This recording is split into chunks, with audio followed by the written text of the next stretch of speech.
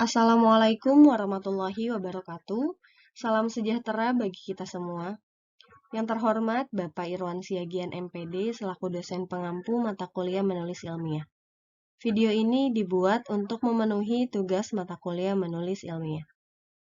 Kami kelompok 8 dari kelas X7C yang beranggotakan saya sendiri, Nurma Farhatunisa, Ena Rahmawati, Nur Firly Mulya, Rini Yusmiati, dan Priskalia Asinta Ajul. Dalam kesempatan ini, topik yang kami bahas adalah penyusunan metode penelitian. Pengertian penelitian.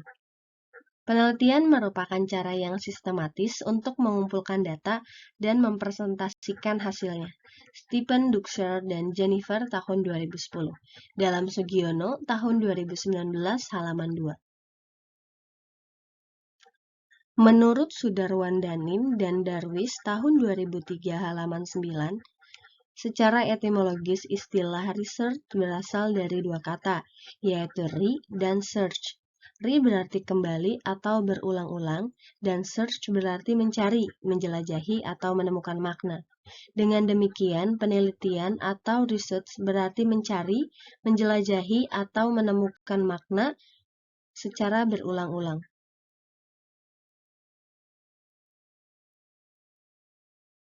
Menurut Criswell tahun 2016, tujuan penelitian adalah untuk menunjukkan serangkaian pertanyaan, mengapa Anda ingin melakukan research dan apa yang ingin Anda dapatkan. Unsur-unsur penelitian menurut Kunjojo tahun 2009 halaman 10, yaitu meliputi permasalahan, teori dan konsep ilmiah, variabel, hipotesis, populasi, sampel dan teknik sampling, data penelitian, instrumen pengumpulan data, dan teknik analisis data. Pengertian permasalahan menurut Sugiono tahun 2019 halaman 60 mengatakan bahwa masalah dapat diartikan sebagai penyimpangan dan kesenjangan antara yang seharusnya dengan yang benar-benar terjadi, antara teori dengan praktik, antara aturan dengan pelaksanaan, antara rencana dan pelaksanaan.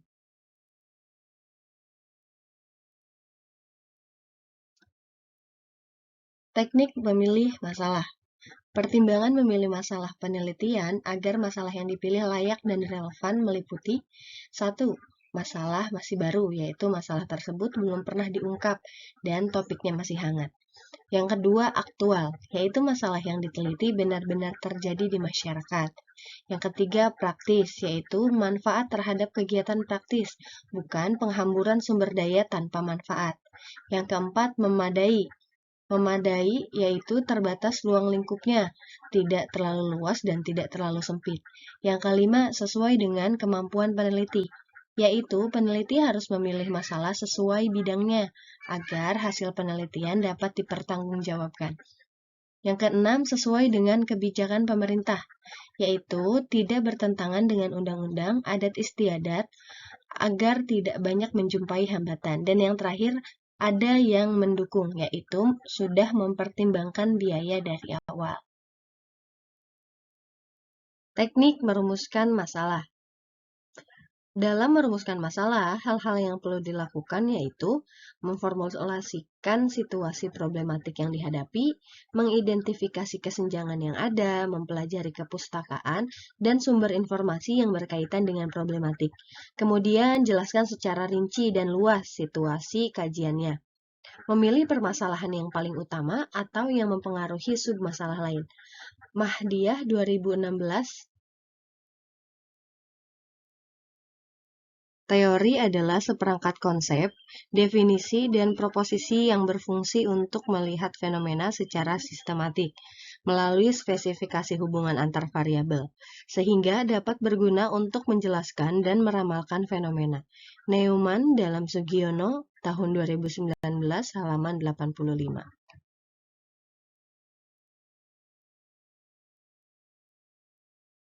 Teknik menyusun teori.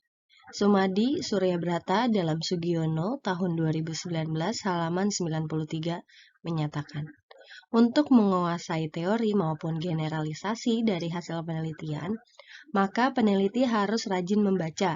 Peneliti harus membaca dan menelaah yang dibaca sampai tuntas, agar dapat menegakkan landasan yang kokoh bagi langkah-langkah berikutnya.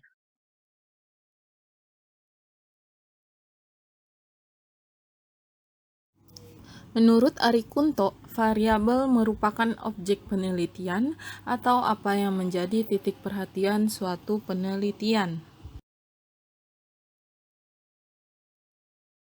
Menurut Sugiono, sebelum peneliti menentukan variabel apa yang akan diteliti, perlu dilakukan kajian teoristis atau pendapat yang didasarkan pada penelitian dan penemuan yang terdahulu, dan melakukan studi pendahuluan terlebih dahulu pada objek yang akan diteliti. Studi pendahuluan merupakan evaluasi kelayakan, durasi, kelemahan, dan rancangan suatu penelitian. Hipotesis. Menurut Sugiono, hipotesis merupakan jawaban sementara terhadap rumusan masalah penelitian, di mana rumusan masalah penelitian telah dinyatakan dalam bentuk kalimat pertanyaan. Hipotesis juga dapat dinyatakan sebagai jawaban teoristis terhadap rumusan masalah penelitian, belum jawaban yang empirik. Teknik menentukan hipotesis. Dalam menentukan penerimaan dan penolakan hipotesis, maka hipotesis alternatif atau HA diubah menjadi hipotesis nol atau HO. Menurut Sudarwan Danim dan Darwis, ada kalanya bagi peneliti merumuskan hipotesis dalam bentuk HA dan HO untuk satu permasalahan penelitian. Hal ini didasari atas pertimbangan bahwa HO sengaja dipersiapkan untuk ditolak, sedangkan HA dipersiapkan untuk diterima. Contoh penelitiannya, efektivitas metode membaca langsung terhadap kemampuan membaca modul praktis membaca 1 pada pembaca pemula di Bimba-Bimbel Sahabat Anak. Lalu, HA-nya adalah ada pengaruh yang signifikan antara penggunaan metode membaca langsung dengan kemampuan pembaca pemula di Bimba-Bimbel Sahabat Anak. Dan HO-nya adalah tidak ada pengaruh yang signifikan antara penggunaan metode membaca langsung dengan kemampuan pembaca pemula di Bimba-Bimbel Sahabat Anak.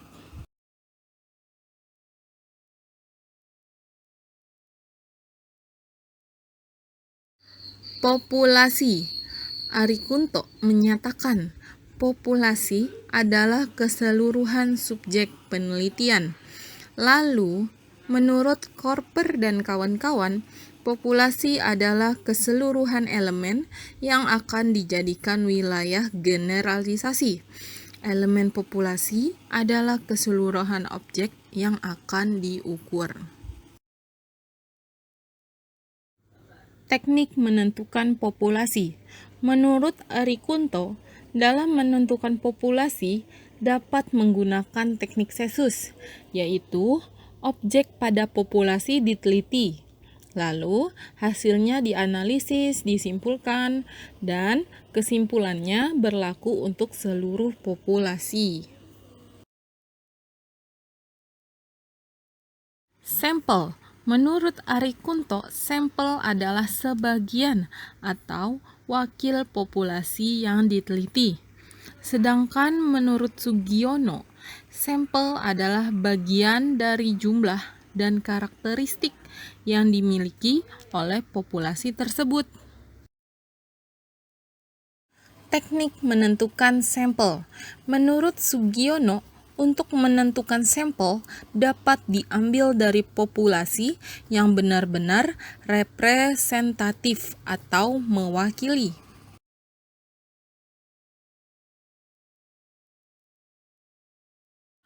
Teknik sampling. Sugiono menyatakan teknik sampling merupakan teknik pengambilan sampel untuk menentukan sampel yang akan digunakan dalam penelitian. Terdapat berbagai teknik sampling yang digunakan. Teknik pengambilan sampel. Menurut Sugiono, teknik pengambilan sampel dikelompokkan menjadi dua, yaitu pertama, probability sampling, dan kedua, non-probability sampling. Probability sampling adalah teknik pengambilan sampel yang memberikan peluang yang sama bagi unsur populasi untuk dipilih menjadi anggota sampel. Teknik ini meliputi simple random sampling, proportionate stratified random sampling, disproportionate stratified random, dan sampling area or cluster. Yang kedua, non-probability sampling adalah teknik pengambilan sampel yang tidak memberikan peluang sama bagi setiap unsur populasi untuk dipilih menjadi sampel. Teknik ini meliputi sampling sistematis, kuota aksidental, purposive, jenuh, snowball.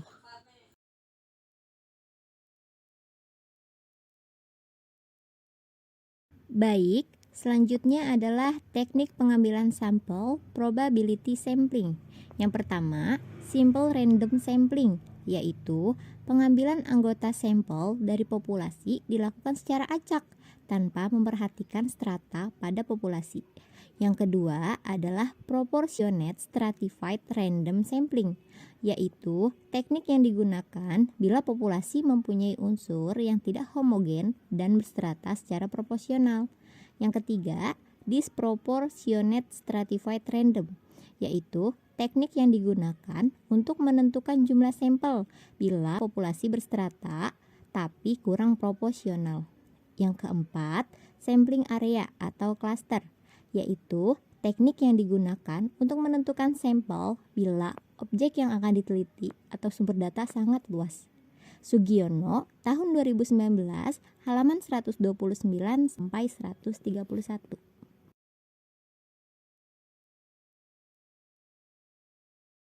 Selanjutnya, macam-macam teknik pengambilan sampel non-probability sampling.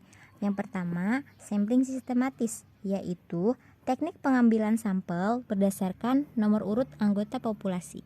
Yang kedua, sampling kuota, yaitu teknik untuk menentukan sampel dari populasi yang mempunyai ciri tertentu sampai jumlah kuota yang diinginkan.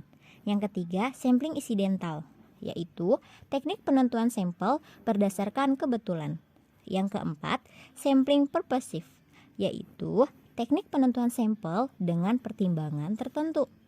Yang kelima, sampling jenuh, yaitu bila sampel ditambah jumlahnya tidak akan memengaruhi nilai informasi yang telah didapat. Yang keenam, snowball sampling, yaitu teknik penentuan sampel yang mula-mula jumlahnya kecil kemudian membesar. Sugiono, tahun 2019, halaman 132 sampai 134. Unsur-unsur penelitian, urutan ke-6 adalah data penelitian. Muhammad Ramdan tahun 2021 halaman 2 menyatakan data sebagai informasi faktual, misalnya pengukuran atau statistik, yang dipergunakan sebagai dasar untuk penalaran, diskusi, atau perhitungan, misalnya dalam penelitian ilmiah, dan data sebagai kenyataan-kenyataan murni yang belum diberi penafsiran apapun, belum diubah atau belum dimanipulasi, namun telah tersusun dalam sistematika statistik tertentu. Teknik pengumpulan data dalam Sugiono tahun 2019 halaman 194. Teknik pengumpulan data dapat dilakukan dengan interview atau wawancara, kuesioner atau angket, observasi atau pengamatan, dan gabungan ketiganya. Interview atau wawancara mendasarkan diri pada laporan diri tentang diri sendiri atau pada pengetahuan dan keyakinan pribadi. Lalu, kuesioner atau angket dilakukan dengan cara memberi pernyataan atau pertanyaan tertulis kepada responden untuk dijawab. Sedangkan observasi atau pengamatan dilakukan tidak terbatas pada orang, tetapi juga objek-objek alam yang lain. Unsur-unsur penelitian yang ketujuh adalah instrumen pengumpulan data. Menurut Sugiono, tahun 2019, halaman 293, instrumen dalam penelitian kuantitatif dapat berupa tes, pedoman wawancara, pedoman observasi, dan kuesioner. Dalam penelitian kualitatif, karena tidak melakukan pengukuran, tetapi eksplorasi untuk menemukan, maka yang menjadi instrumen atau alat penelitian adalah peneliti itu sendiri. Teknik menyusun instrumen pengumpulan data. Sugiono, tahun 2019, halaman 158 berpendapat, untuk memudahkan penyusunan instrumen, perlu digunakan matriks pengembangan instrumen atau kisi-kisi instrumen. Misalnya, variabel penelitian motivasi belajar. Jadi, indikator motivasi belajar misalnya kemampuan siswa, kesadaran siswa, sikap siswa, ataupun kemampuan siswa. Nah, untuk bisa menetapkan indikator-indikator dari setiap variabel yang diteliti, perlu wawasan yang luas tentang variabel teliti. Caranya dapat dilakukan dengan membaca berbagai referensi, yaitu dari buku ataupun jurnal. Unsur-unsur penelitian yang ke-8 adalah teknik analisis data.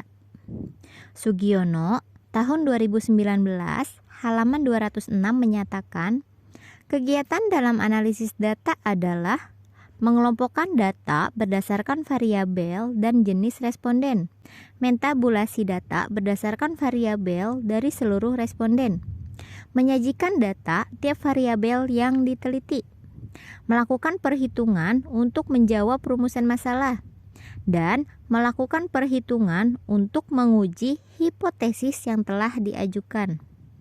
Untuk penelitian yang tidak merumuskan hipotesis, langkah terakhir tidak dilakukan. Dalam penelitian kuantitatif menggunakan statistik. Teknik menganalisis data.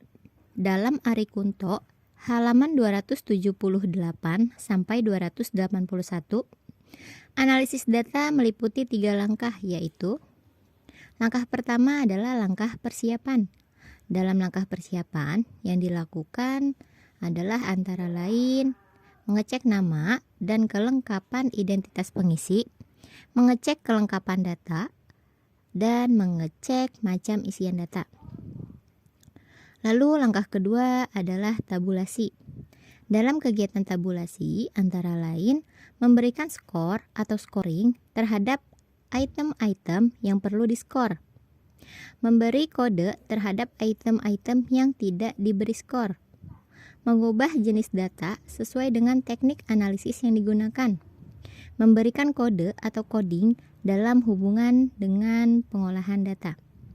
Lalu langkah ketiga adalah penerapan data sesuai dengan pendekatan penelitian, yaitu pengolahan data dengan menggunakan rumus-rumus atau aturan-aturan yang ada, sesuai dengan pendekatan dan desain penelitian yang diambil. Selain unsur-unsur penelitian, terdapat juga ragam dan jenis penelitian. Jenis penelitian menurut Sugiono, tahun 2003, halaman 14, terdapat 2 jenis penelitian, yaitu penelitian kuantitatif dan penelitian kualitatif. Penelitian kuantitatif adalah penelitian dengan memperoleh data yang berbentuk angka atau data kualitatif yang diangkakan, biasanya menggunakan statistik. Lalu ada penelitian kualitatif. Penelitian kualitatif adalah data yang berbentuk kata, skema, dan gambar. Penelitian kuantitatif. Definisi penelitian kuantitatif yaitu proses menemukan pengetahuan yang menggunakan data berupa angka sebagai alat menganalisis keterangan mengenai apa yang ingin diketahui. Kasiram, tahun 2008. Lalu definisi lain, penelitian kuantitatif merupakan metode-metode untuk menguji teori-teori tertentu dengan cara meneliti hubungan antar variabel yang diukur dengan instrumen-instrumen penelitian sehingga data yang terdiri dari angka-angka dapat dianalisis berdasarkan prosedur-prosedur statistik. Creswell tahun 2012. Yang berikut adalah asumsi penelitian kuantitatif. Yang pertama di sini adalah bahwa realitas yang menjadi sasaran penelitian berdimensi tunggal, fragmental, dan cenderung bersifat tetap sehingga dapat diprediksi. Yang B, variabel dapat diidentifikasi dan diukur dengan alat-alat yang objektif dan baku.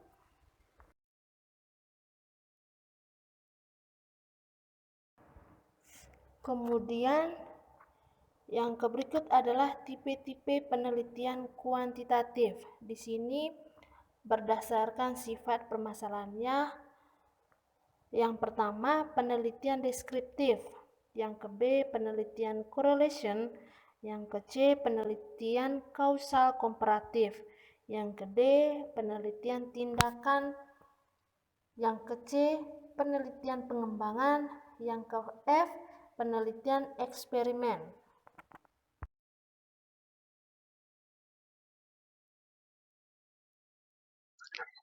Tipe penelitian. Yang pertama yaitu ada penelitian deskriptif. Menurut Muhammad Ramadan 2021 halaman 8, penelitian deskriptif adalah penelitian dengan metode untuk menggambarkan suatu hasil penelitian.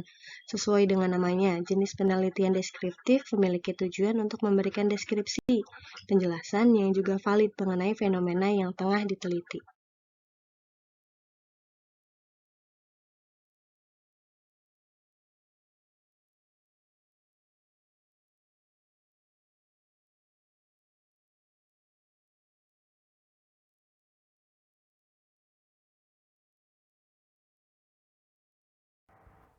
Tipe penelitian yang kedua yaitu penelitian correlation. Menurut Ari Kunto 2013 halaman 313, korelasi adalah suatu alat statistik yang dapat digunakan untuk membandingkan hasil pengukuran dua variabel yang berbeda agar dapat menentukan tingkat hubungan antara variabel-variabel ini. Penelitian korelasi bertujuan untuk menemukan ada tidaknya hubungan dan apabila ada, berapa eratnya hubungan serta berarti atau tidak hubungan itu.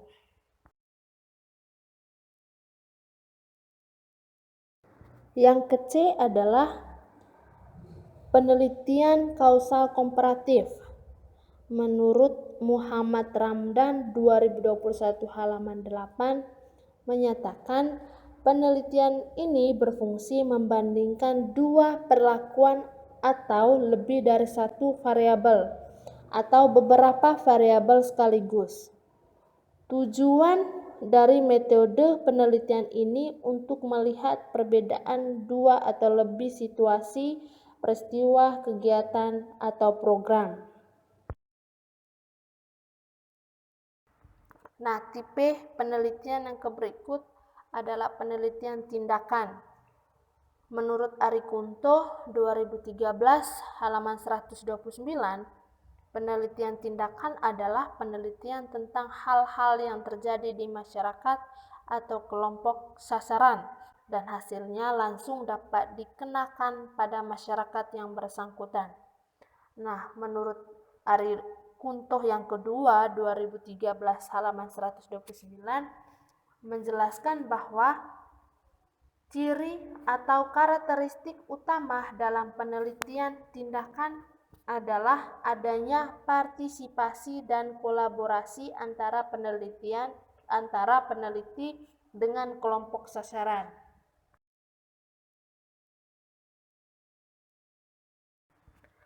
Tipe penelitian yang berikut yaitu penelitian pengembangan.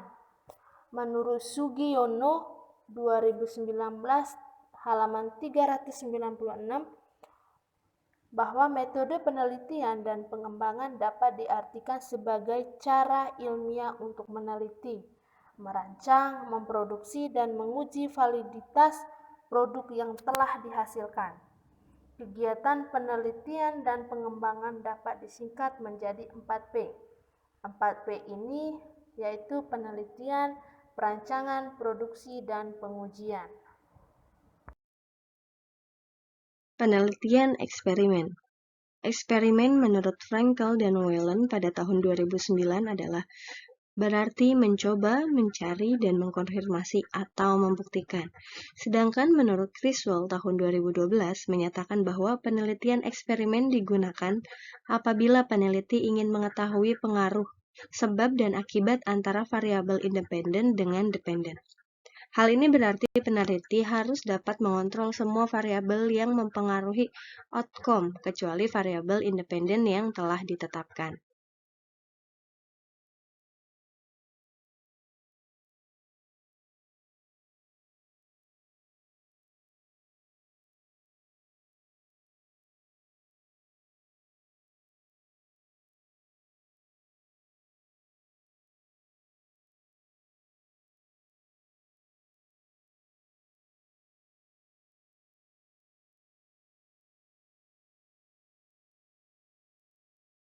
Nah, yang berikut yaitu penelitian kualitatif. Di sini ada definisi penelitian kualitatif.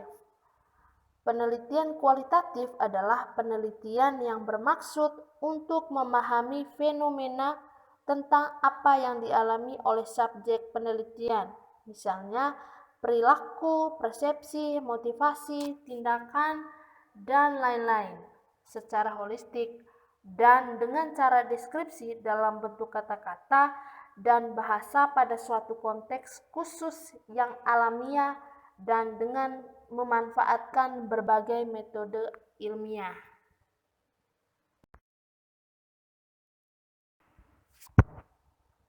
Nah, yang berikut adalah asumsi penelitian kualitatif. Anggapan yang mendasari penelitian kualitatif adalah bahwa kenyataan sebagai suatu yang berdimensi jamak, kesatuan, dan berubah-ubah. Menurut Nana Sujana dan Ibrahim 2021 halaman 7. Oleh karena itu, tidak mungkin dapat disusun rancangan penelitian yang terinci dan fix sebelumnya. Rancangan penelitian berkembangan selama proses penelitian. Jenis-jenis penelitian kualitatif. Menurut Richard Johnson, dalam Kunjojo tahun 2009 halaman 16, penelitian kualitatif memiliki 5 jenis, yaitu pertama, fenomenologi, yang kedua, etnografi, yang ketiga, studi kasus, yang keempat, metode teori dasar, yang kelima, metode historis.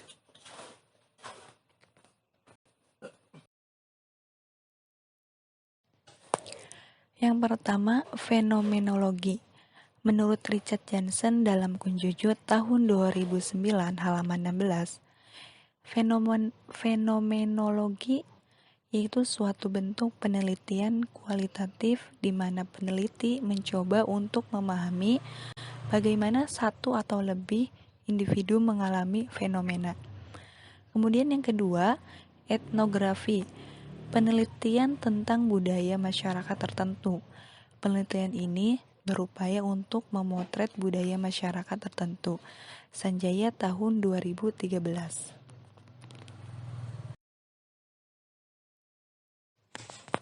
Yang ketiga, studi kasus. Studi kasus yaitu merupakan pendekatan penelitian kualitatif yang digunakan untuk memahami suatu isu atau permasalahan dengan menggunakan suatu kasus yang berupa suatu kejadian, proses, kegiatan, program, ataupun satu atau beberapa orang. Criswell tahun 2007. Kemudian yang keempat, metode teori dasar. Menurut Richard Johnson dalam Kujojo tahun 2009 halaman 16, metode teori dasar adalah pendekatan kualitatif untuk menghasilkan dan mengembangkan teori berupa data yang dikumpulkan peneliti.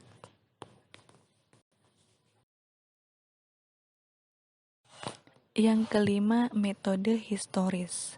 Menurut Goshok tahun 2008 halaman 3, metode historis yaitu sebagai proses menguji dan menganalisa secara kritis rekaman dan peninggalan masa lampau. Metode pelaksanaan penelitian. Yang pertama, perumusan masalah.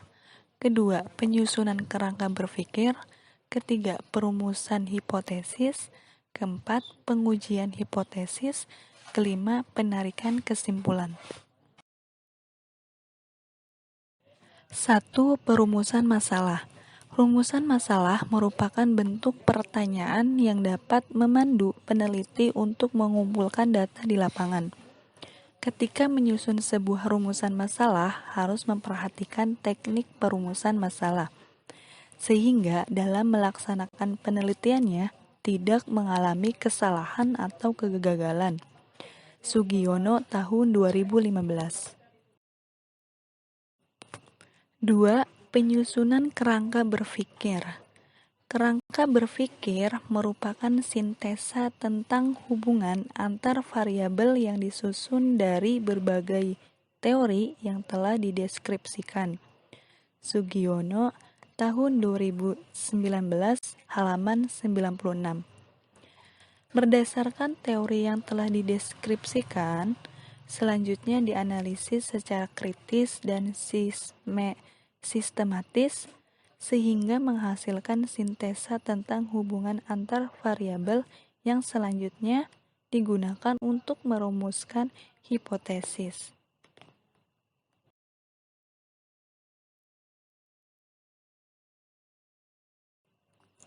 Ketiga, perumusan hipotesis. Hipotesis merupakan kemungkinan jawaban dari masalah yang diajukan. Budiwanto tahun 2017 halaman 33.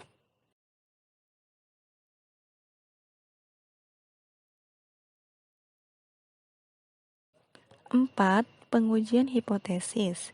Hipotesis dapat dibedakan menjadi dua macam, hipotesis alternatif atau HA dan hipotesis nihil atau nol atau H0. Winarno tahun 2013 halaman 21. Budiwanto tahun 2017 halaman 35 menjelaskan bahwa dalam proses menguji hipotesis, peneliti dapat menggunakan analisis statistik parametrik maupun bukan. 5. Penarikan kesimpulan. Penarikan kesimpulan penelitian harus mendasar dari semua data yang diperoleh dalam kegiatan penelitian, bukan atas angan-angan atau keinginan peneliti. Ari Kunto tahun 2013 halaman 385.